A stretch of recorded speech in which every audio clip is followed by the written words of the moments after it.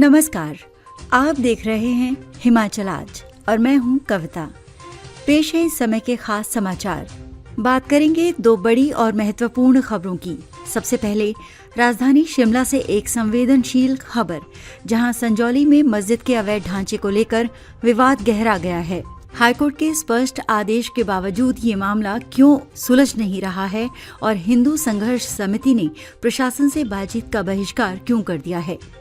दूसरी बड़ी खबर, धर्मशाला में भारतीय जनता पार्टी ने कांग्रेस सरकार के खिलाफ जन आक्रोश रैली निकालकर चुनावी बिगुल फूंक दिया है।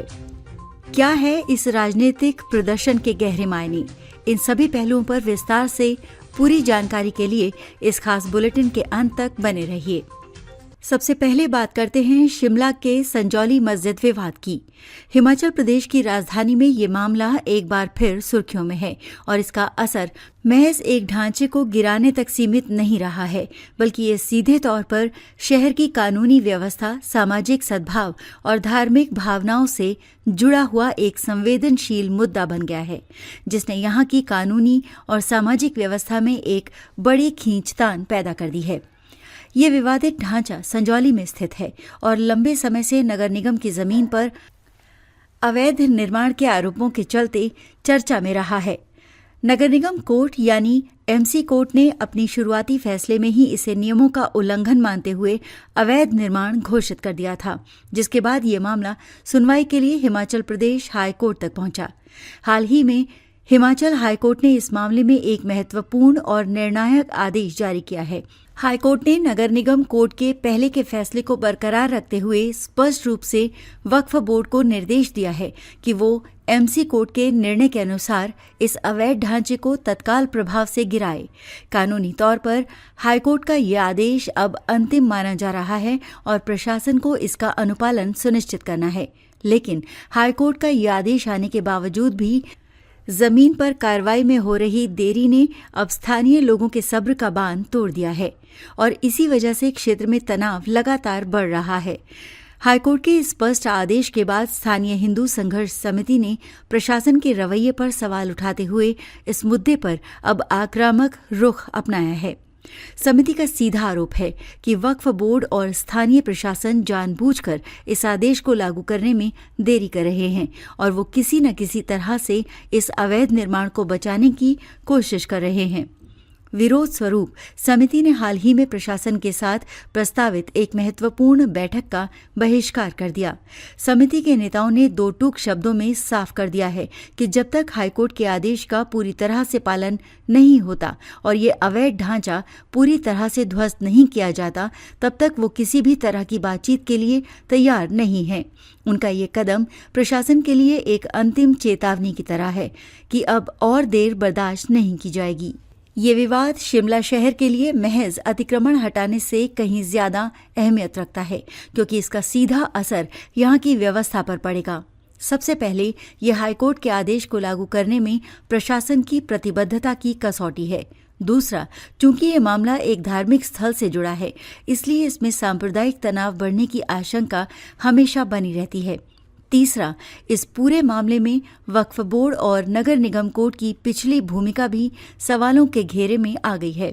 फिलहाल सभी की निगाहें वक्फ बोर्ड और शिमला प्रशासन पर टिकी हैं कि वो हाईकोर्ट के आदेश का पालन कब और कैसे सुनिश्चित करते हैं। और अब रुख करते हैं देवभूमि हिमाचल की राजधानी में आए उबाल की ओर। मुख्य विपक्षी दल भारतीय जनता पार्टी ने आक्रामक रुख अपना लिया है। हाल ही में धर्मशाला में बीजेपी ने एक विशाल जन आक्रोश रैली का आयोजन किया। ये महज एक विरोध प्रदर्शन नहीं था, ये आगामी चुनावों और राज्य की राजनीतिक दिशा को तय करने वाला एक महत्वपूर्ण इवेंट बनकर उभरा। रैली में बीजेपी के सभी वरिष्ठ नेताओं ने शिरकत की और सीधे तौर पर मुख्यमंत्री सुक्खू के नेतृत्व वाली कांग्रेस सरकार के 3 साल के कार्यकाल पर गंभीर सवाल उठाए। बीजेपी ने इस कार्यकाल को भ्रष्टाचार, झूठ और प्रशासनिक विफलता का दौर बताया। उनका मुख्य फोकस सरकार द्वारा किए गए कथित घोटालों और विकास कार्यों में सुस्ती पर रहा।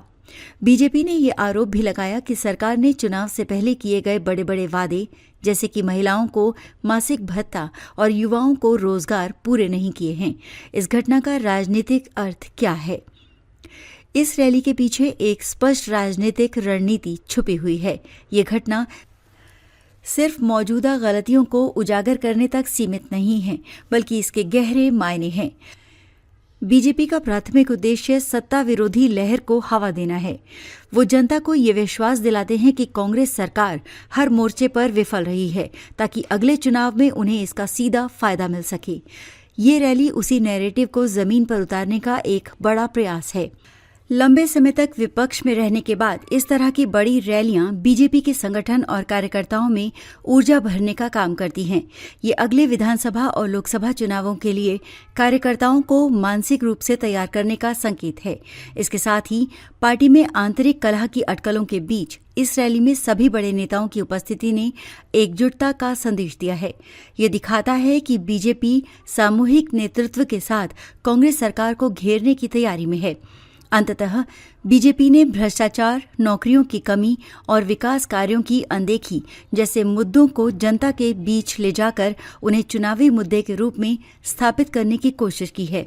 कुल मिलाकर धर्मशाला की ये जन आक्रोश रैली हिमाचल प्रदेश में चुनावी बिगुल फूंक चुकी है। बीजेपी ने ये साफ कर दिया है कि वो सरकार को चैन से काम नहीं करने देगी और आगामी चुनावों तक ये राजनीतिक तकरार चरम पर रहेगी।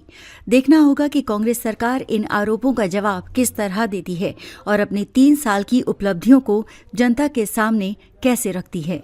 और ये चाहते हैं कि 1500 करोड़ रुपए ऐसे आए जैसे कि ट्रेजरी में नहीं, सरकार के खाते में नहीं, इनकी जेब में आए। वो तो नहीं हो सकता है। पूरा हिमाचल प्रदेश त्रासदी के दौर में से गुजर रहा है। 3 साल सरकार के त्रासदी में बीते और मैं आदरणीय प्रधानमंत्री नरेंद्र मोदी जी का हृदय से आभार व्यक्त करता हूं कि त्रासदी के दौरान हिमाचल प्रदेश में यह पहला अवसर है जब देश के प्रधानमंत्री हिमाचल आए, आपदा प्रभावित इलाके का दौरा किया। आपदा प्रभावित इलाके के दौरे के बाद आपदा प्रभावित लोगों को मिले 1500 करोड़ रुपए देने की घोषणा की। शोर डाल रहे थे यहां पर विधानसभा के बाहर, विधानसभा के अंदर 1500 करोड़ रुपए नहीं आए, 1500 करोड़ रुपए नहीं आए। हमने कहा कि जो 5,500 करोड़ रुपए का जिक्र आदरणीय प्रभारी श्रीकांत जी ने यहां पर किया, पहले उसका हिसाब दीजिए। 5,500 करोड़ रुपए हिमाचल प्रदेश में केंद्र सरकार से डिजास्टर का पैसा आया, लेकिन क्या वो डिजास्टर प्रभावित इलाकों को मिला है?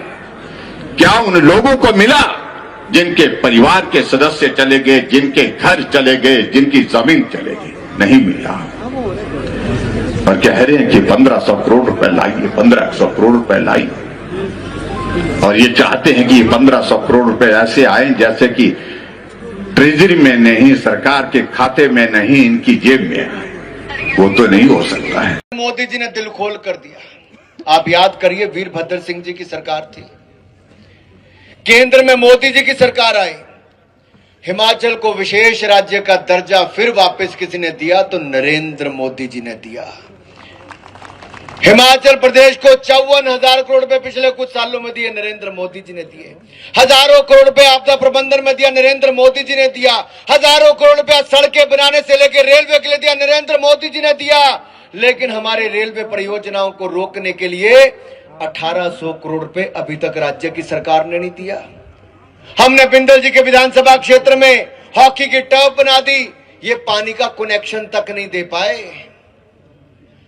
हमने विक्रम ठाकुर जी के यहां पर इंडोर स्टेडियम दिया, पैसा केंद्र ने दिया, अभी तक उसको पूरा नहीं कर पाए। एक के बाद अनेकों ऐसे प्रोजेक्ट हैं जिसकी मैं बात कहूं। अभी किसी ने पूछा, कांग्रेस के लोग खड़े थे